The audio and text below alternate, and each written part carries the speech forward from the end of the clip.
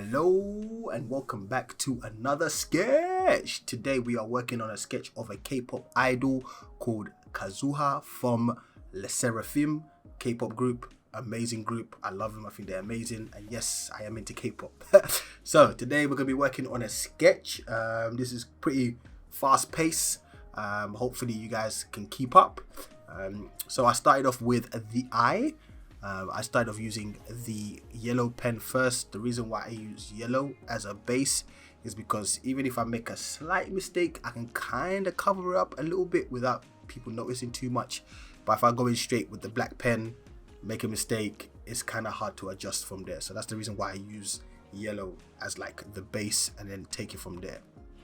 I always start with the eyes. If you watch previous tutorials or previous sketch Sundays or stuff like that, you know that I always start with one of the eyes. That's just my method, and then I take it from there.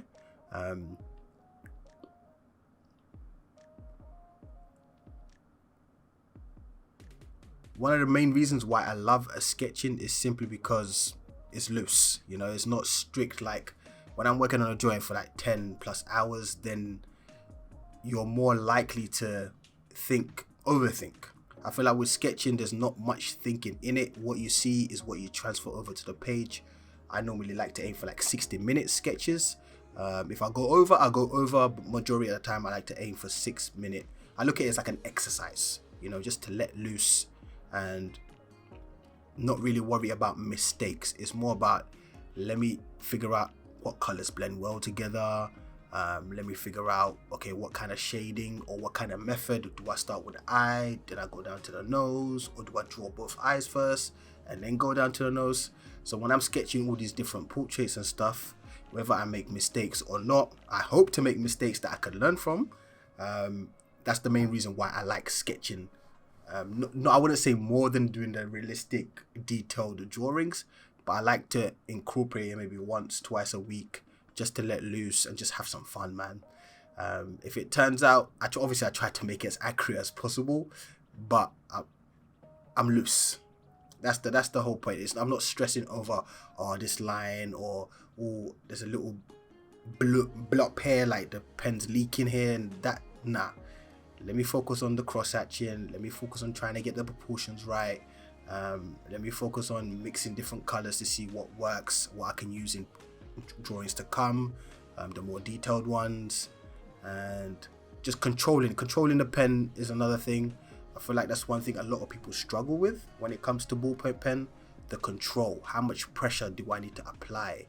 Am I applying too much pressure? That's when exercises like sketching can really benefit you. And also, are you good at looking at an image and transferring over? How quick are you?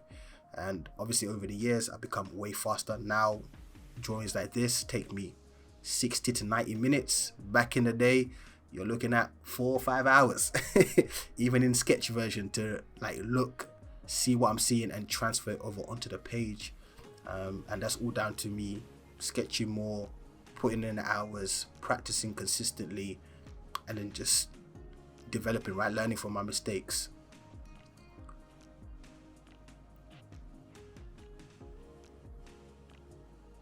Now the image I chose was with glasses, and sometimes when you use like an object like glasses, or should I say a bow in the hair, or what else can I say, a piercing or something that just takes away certain things from the face, it can be very hard to get the proportions right, because like the glasses are in the way, right?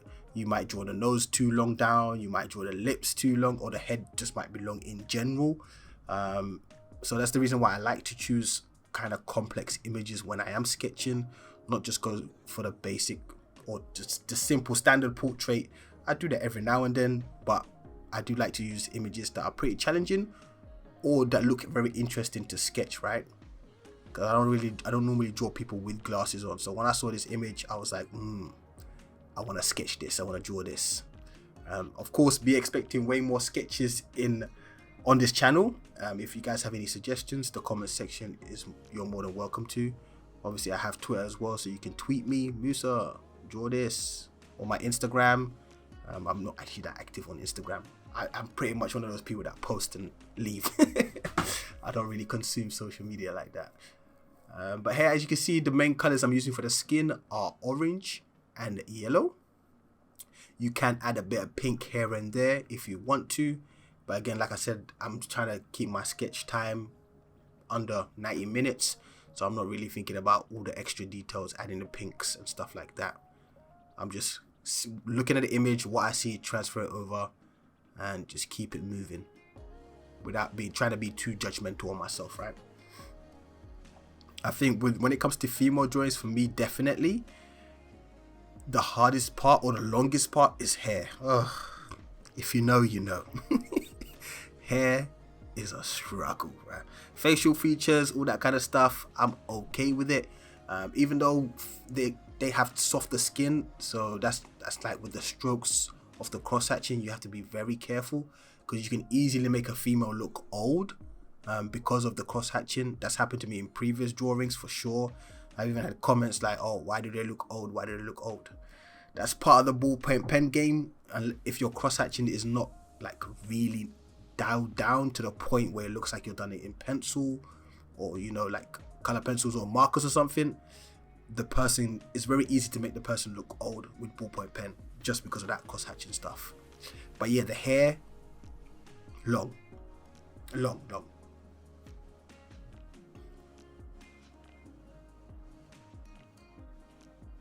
If you're wondering what I'm using to do this drawing, I have an iPad, tablet. So not iPad, sorry, a tablet. So I like to zoom into a certain size and keep it there. That's a little tip for you guys. Back in the day, I used to print out my images, like in the library on A4 pieces of paper, fold it up like 4 or 5 times, and just focus on a certain section. So it's almost like a bit like grid. For some of you, that's technically grid, right? If I'm folding up the page like 4 or 5 times. So that was my method. I was never taught how to draw. I just came up with ways. Quick plug.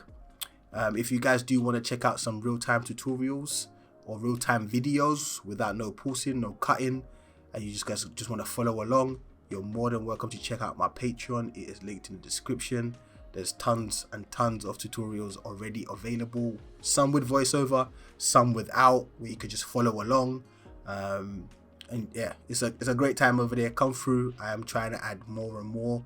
So all these videos that are coming, the real-time ones, will be on my Patreon. So yeah, come through. And if you have any suggestions or things you want me to draw as well for Patreon, you're more than welcome to message me on there once you join up. And I'll try my best to get it done for you guys. But yeah, back to the drawing. Like I was saying, I was used to print it out, fold it up in the library, and then work on different sections of the image, my form of grid. Hence why I do like the Lego technique, build up the drawing piece by piece. But yeah, my tablet, I like to keep the image at a certain size. I feel like when you keep zooming in certain parts and then zooming out, that can really mess with your proportions. Unless you've already sketched out the image, then obviously it's fine. You can zoom in on the eye, zoom in on the eyebrow. But when you're drawing freehand like I do, it's best to keep the image you're using the same size all the time. Before you even start drawing, find a size that works for you, and then you can just move the image around on the tablet, right? Instead of having to zoom in, zoom out, because your proportions will be a hot mess if you're drawing freehand the way I do, and you'll keep zooming in, zooming out. Your proportions are going to be all over the place. So yeah, keep that in mind, guys. If you do use a tablet, if you're just printing out the image, then you are on the safe side.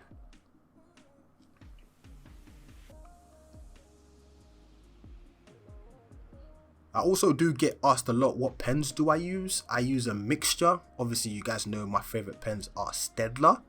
Staedtler are my favorite pens. I love Staedtler pens. They're awesome. But I also use Bic. I use Pilot. I use Zebra. There's so many different brands that I use.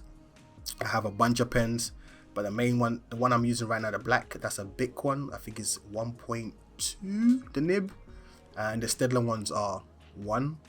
And the Ryman stationary ones are 1 as well.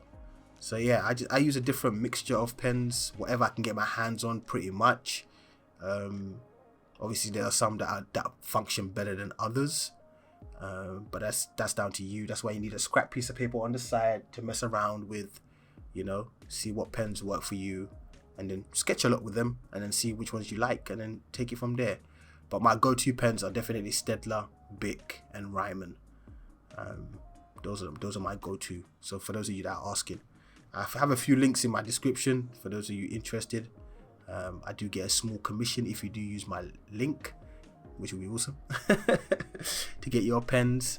But yeah, those are the pens that I use. The paper that I'm using as well, I am using Arteza, a drawing pad. So this is not watercolor paper, which is what I normally use. This is just a drawing pad. I've done a lot of sketches in this book. I still have a lot of pages that I want to fill up. So be expecting a lot more of these type of videos with the voiceover. In the comment section right now, I want you guys to go crazy with the questions.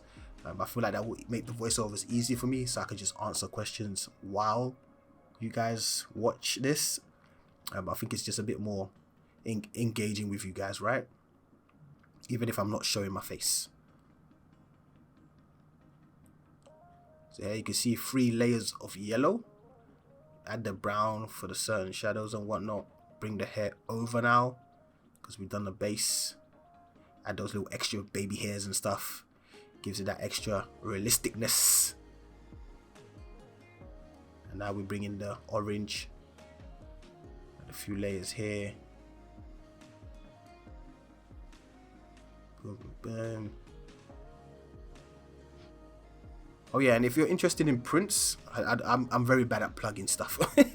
I try my best to, because a lot of people always ask me, oh, do you sell prints? Do you do this? Yes, I do. I have an Etsy store where I do sell prints. So if you're interested in that, I don't even know if that's linked. That should be in my description box. I'll make sure that's in the description box for you guys. But yeah, I do sell prints of my drawings and stuff on my Etsy, for those of you that be asking.